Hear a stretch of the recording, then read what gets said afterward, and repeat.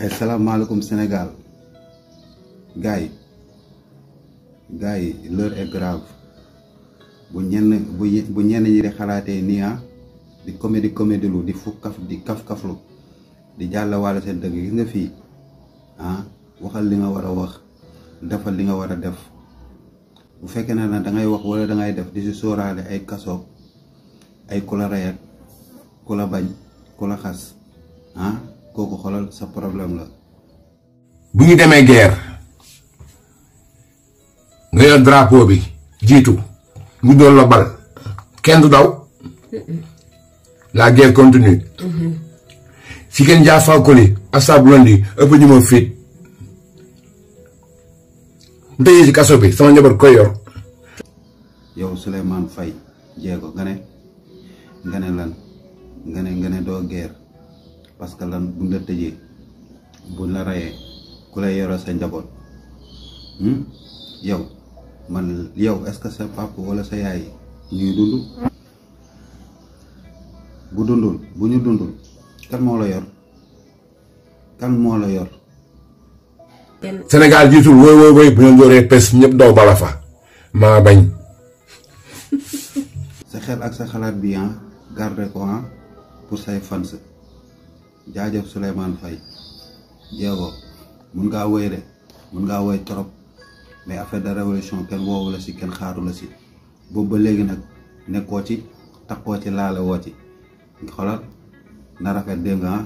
sëñ bi Souleymane Diégo leen ci moom Ousmane mu sell mi suñ président Sonko. Ousmane Sonko yaakaaru ndaw yi Ousmane Sonko yaakaaru Sénégal kon gaay Ousmane Sonko yaakaaru Afrika Ousmane Sonko ci kaw sa kanam ci lu baax jaajëf Ousmane Sonko président.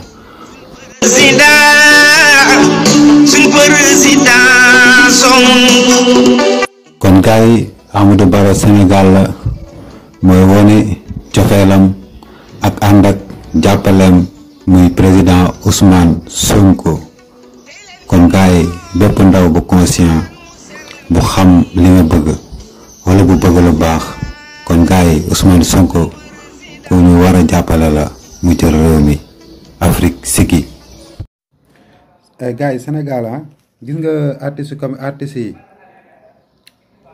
nga artiste bi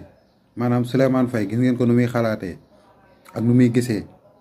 moom boobu ba léegi bi mu commencé di def ay affaire am